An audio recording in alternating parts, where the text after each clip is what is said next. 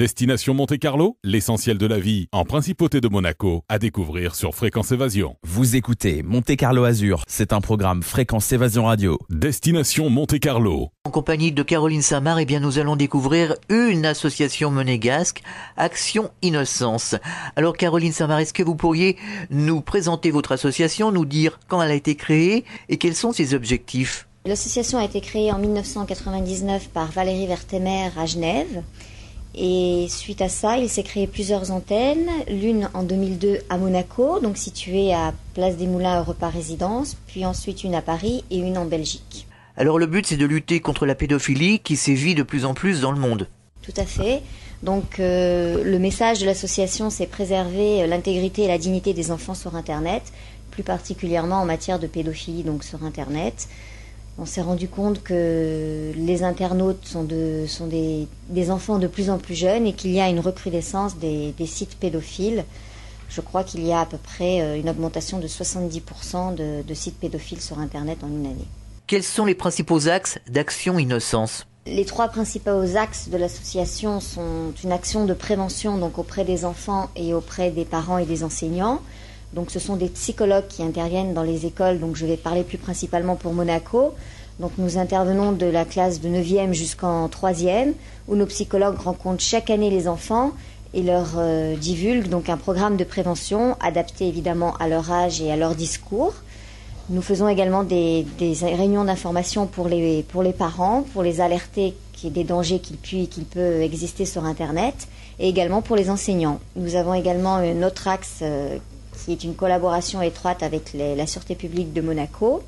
Nous avons déjà en juin dernier remis un logiciel pour confectionner une base de données pour arriver à terme à créer des logiciels de traque de fichiers pédophiles.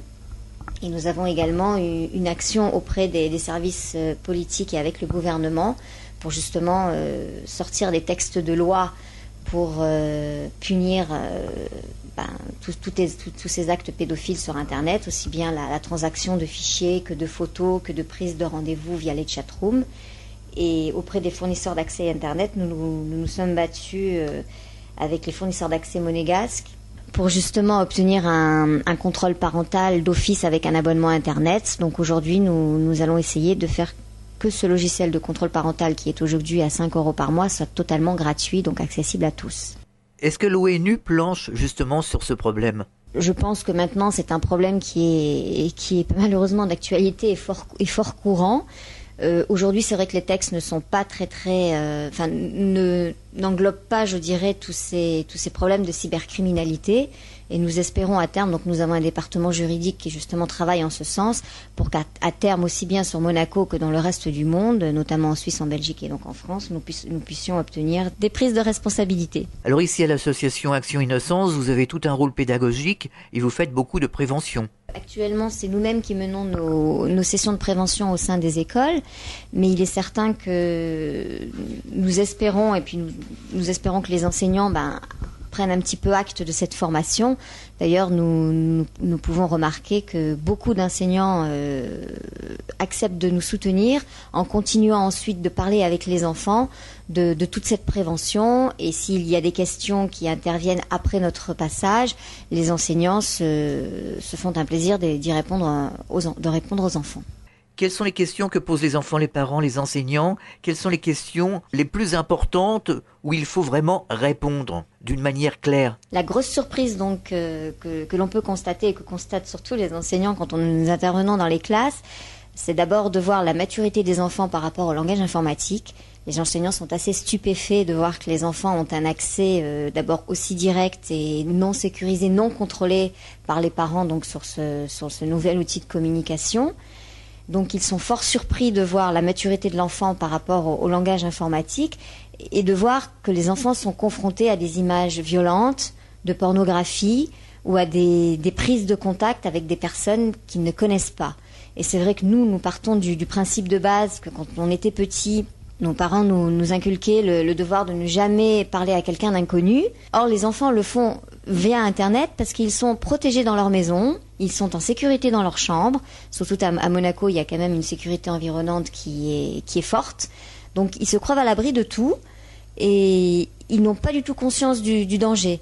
Et nous le verrons dans les spots que nous diffuserons régulièrement dans les semaines à venir sur Fréquence Évasion. Tout à fait. Donc les enfants ont toujours la parade. Oui, mais moi, je me fais passer pour plus grand que je ne suis. Moi, de toute façon, si ça va pas, je vais voir le policier qui est au coin de la rue. Et donc nous intervenons pour dire aux enfants que d'abord, il y a des cas réels. Donc nous présentons ces cas réels et pour leur démontrer justement qu'en face d'eux, ils auront toujours plus fort qu'eux. Et on arrive un petit peu à démonter leur argumentaire. Tout à fait. Il y a aussi la déformation du langage. D'ailleurs, vous en parlez ici à votre association Action Innocence. Ça vient aujourd'hui avec les textos, avec le langage texto que nous avons sur les téléphones portables. Donc c'est vrai que nous, on leur apprend en plus dans nos sessions de prévention que ce n'est pas parce que on est sur Internet et qu'on ne voit pas son interlocuteur qu'il faut avoir un langage vulgarisé, un langage vulgaire et puis un langage abrégé. Donc c'est vrai que ça va beaucoup plus vite, mais quand même on reste dans ce concept qu'il y a surtout le respect de l'autre, même si on ne voit pas son interlocuteur. Il faut avoir le respect au niveau de la parole et au niveau du langage que l'on emploie. Tous les mots qui circulent ne sont pas forcément bons à retenir, et c'est vrai que aujourd'hui Internet est accessible depuis sa poche, puisque lors de notre première campagne de prévention que nous avons fait chez le primaire depuis septembre à octobre, nous avons remarqué que 25% donc des 9e, 8e, 7e possèdent un téléphone portable avec une connexion Internet. Une 9e, 8e, 7e, ça veut dire ? À peu près de 8 à 11 ans. Donc les 8 à 11 ans sont équipés à 25% d'un téléphone, donc de leur propre téléphone avec une connexion Internet. Donc aujourd'hui, ils ont accès à Internet depuis leur poche. Destination Monte-Carlo. Que faire aujourd'hui? Éduquer un peu plus les parents, les professeurs? Ce qu'il est important, donc, c'est de sensibiliser surtout les parents, parce que les parents sont souvent très ignorants qu'il existe un danger sur Internet, puisque pour eux, l'enfant est à la maison, en sécurité dans sa chambre ou dans le salon. Ils ne sont pas du tout conscients que via Internet, on est relié au reste du monde.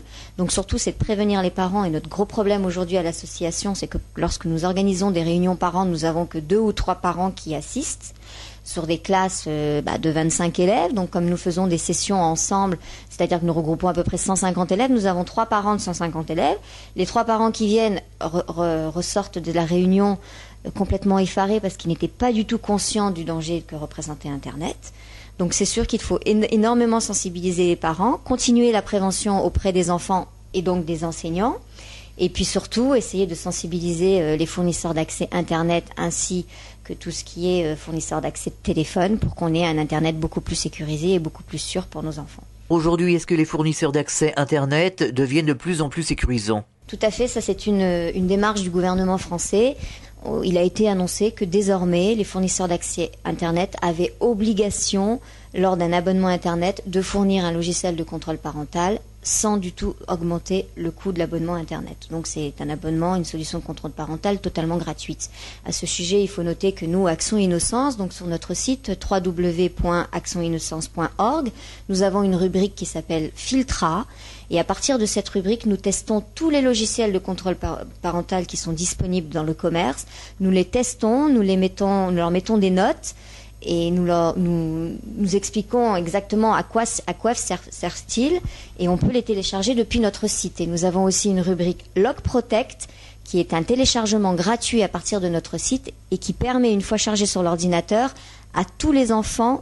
C'est interdit à tous les enfants de sortir toutes les données personnelles, c'est-à-dire le nom, le prénom, l'âge, la carte bleue, l'adresse. Donc ça, c'est totalement gratuit. C'est en téléchargement depuis notre site et ça s'appelle Log Protect. Action Innocence, quels sont les moyens technologiques qui sont mis à disposition justement pour lutter contre ce fléau ? Chaque antenne d'Action Innocence, donc aujourd'hui nous avons donc la maison mère en Suisse, une antenne en Belgique, une antenne en France et une antenne à Monaco. Chaque antenne est complètement indépendante au niveau de sa trésorerie. Donc au niveau de Monaco, nous ne sommes pas subventionnés par l'État. Nous fonctionnons grâce à l'adhésion de nos membres. L'adhésion est de 100 € donc annuellement. Nous comptons très peu de membres, nous en avons à peu près 45. Et aussi grâce aux donateurs, donc nous avons quand même quelques donateurs sur Monaco et des soutiens d'associations. Dernièrement, nous avons eu le Ladies Lunch qui nous a soutenus dans nos actions en organisant un déjeuner qui a rapporté près de 40 000 € pour l'association. Et nous-mêmes, nous organisons des manifestations, donc soit des conférences débats, soit des ventes aux enchères. Et dernièrement, nous avons organisé une vente aux enchères de pochettes surprises à l'Hôtel de Paris et nous avons récolté tout de même 25 000 €. Donc des boutiques partenaires ont accepté de nous soutenir dans nos actions en nous offrant des lots que nous avons donc vendus gracieusement aux enchères. Donc il est vrai que tous ces fonds servent au fonctionnement donc du bureau, au paiement, au salaire des psychologues qui interviennent dans les écoles, au salaire de la chargée de communication ainsi que de l'administratif, mais surtout pour les campagnes d'affichage et pour les outils que nous remettons gracieusement aux enfants. Chaque fois que nous allons faire une session de prévention dans une classe, nous repartons soit en distribuant un tapis souris où sont notés les 10 conseils pour le jeune internaute, soit cette année nous avons fait des bracelets silicone avec soit prudence sur le net, soit sinon nous donnons des stylos, nous distribuons des BD, nous distribuons des leaflets avec des informations pour les parents, des conseils pour les parents. Et c'est vrai que tous ces outils de communication représentent une grosse part de tous les fonds que nous récoltons. Quelques mots sur la banque de données Anti-Pedophiles. Anti-Pedophiles est une base de données constituée d'empreintes de fichiers au contenu pédopornographique. Et cette base de données a été créée en vue d'élaborer un outil de détection à disposition, que nous mettons tout d'abord à disposition des services de police spécialisés et à terme, nous espérons le mettre à disposition d'entreprises du secteur privé. Donc, sur Monaco, nous avons mis à disposition de la sûreté publique en juin dernier ce programme anti-pédophile. Et nous l'avons déjà mis aussi au niveau de la Grande-Bretagne. En France, nous sommes en pourparlers pour justement mettre à disposition ce logiciel.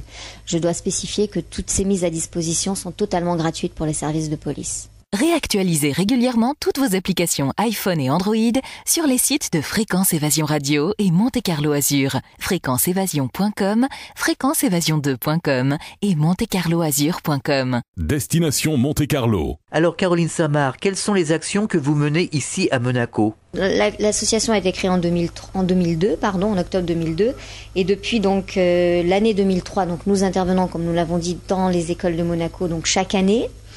Et nous avons eu donc aussi de grosses manifestations. Donc sur l'année 2003, nous avons participé au Jumping International avec une vente aux enchères d'une robe haute couture de chez Véronique Alexandre.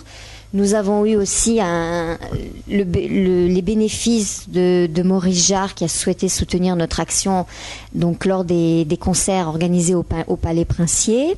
Nous avons participé à la finale mondiale de l'athlétisme.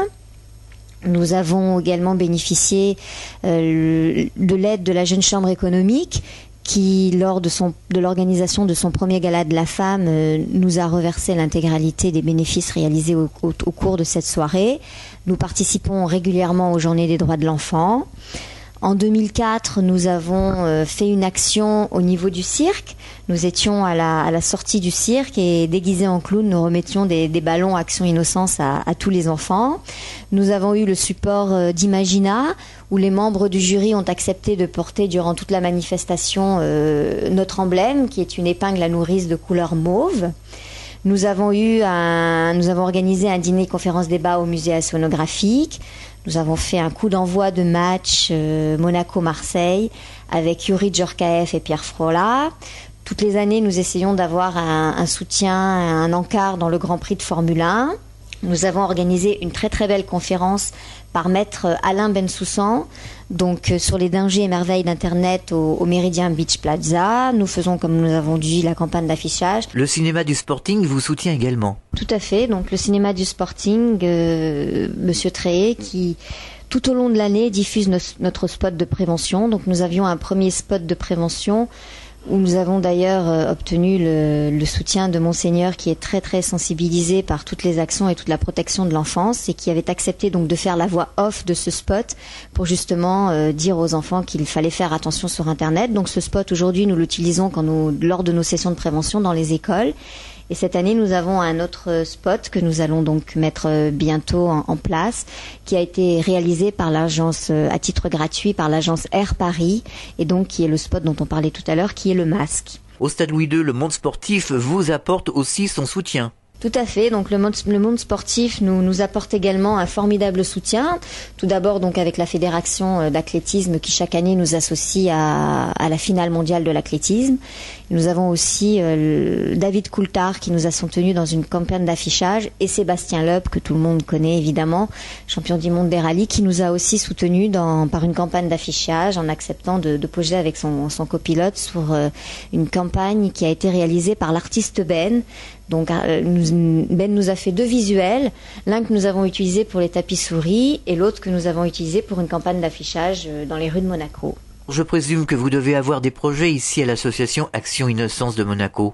Oui, alors aujourd'hui, je dirais, les projets, c'est surtout de trouver un moyen pour sensibiliser les parents et pour faire venir les parents à nos réunions d'information. Donc ça, c'est le gros projet, et d'obtenir des fournisseurs d'accès Internet la gratuité de la mise à disposition d'un logiciel de contrôle parental. Donc ça, ce sont les 2 grands projets auquel Action Innocence va participer en 2006.